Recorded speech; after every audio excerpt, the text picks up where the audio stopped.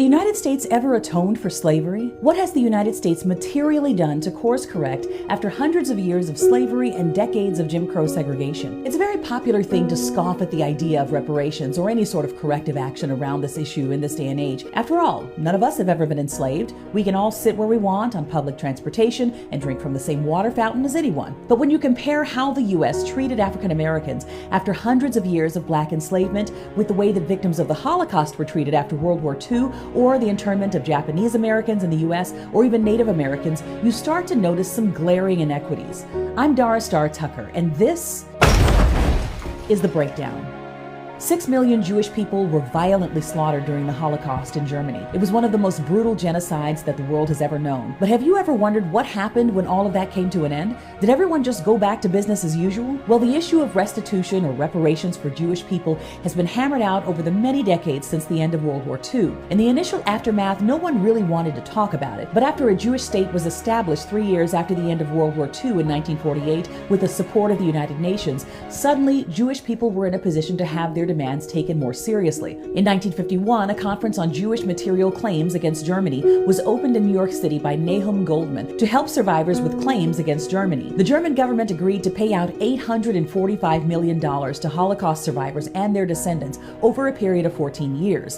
In 1988, over 40 years after the end of World War II, the German government paid out another $125 million in reparations to Holocaust survivors and their descendants. In 1999, German companies like Deutsche Bank, Siemens, and BMW were sued by Jewish organizations for their involvement in the Holocaust. The German government paid $5 billion on their behalf to avoid these lawsuits. In 2012, Germany paid another $772 million in reparations directly to Israel. In 2014, the SNCF, a French state-owned railway company, was forced to pay $60 million to American Jewish Holocaust survivors for transporting deportees to Germany during the Holocaust, even though they were forced to participate in these transports by the German government and didn't actually make any profits from them at all. That's another $100,000 per survivor. By 1978, the Conference on Jewish Material Claims against Germany had paid out about 53 billion Deutsche Marks to Holocaust survivors and their descendants. All in all, that organization holds $900 million in assets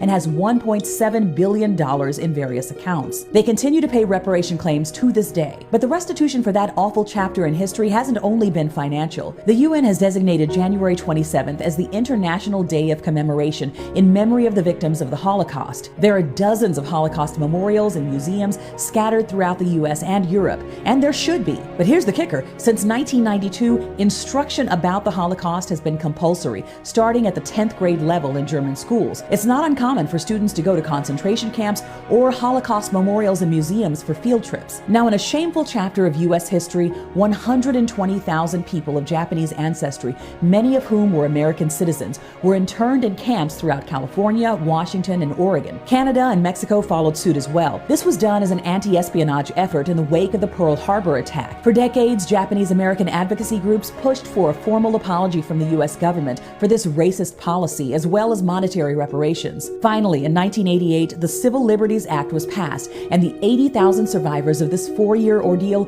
received a formal apology from President Ronald Reagan and $20,000 each. That's a total of $1.6 billion in reparations for an event that lasted 4 years. And of course, Native Americans have rightly received billions of dollars in subsidies for the theft of their land and the pillaging of their culture, wrongs that could never possibly be righted with money alone. Now, let's contrast that with how the 246-year legacy of slavery has been addressed in the United States. After the end of the Civil War, General Sherman ordered that 40 acres of land and 1 mule would be given to thousands of black families who had lived in bondage for generations. After Lincoln was assassinated in April of 1865, that order was rescinded and the land was returned to white Confederate landowners. And that's it.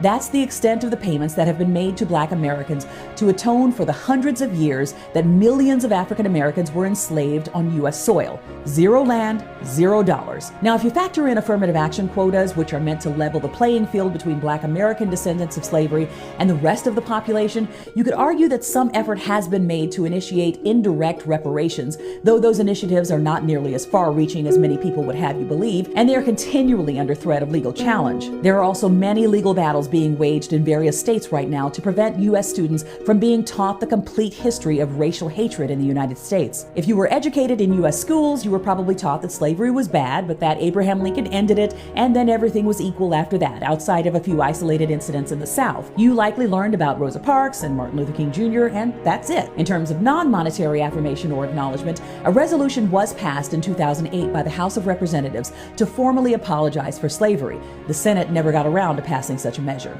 And we do have holidays such as Juneteenth, MLK Day, and Black History Month. And the National Museum of African American History and Culture in D.C. that was erected in 2016 is the first large-scale federally funded museum built to celebrate Black history and culture in the United States. But it's clear that the answer to the initial question, has the U.S. atoned for slavery, is no. The U.S. has come nowhere near atoning for slavery, or Jim Crow segregation, or redlining, or gerrymandering, or multiple race massacres. We've seen historically that nations do not atone for such things of their own free will.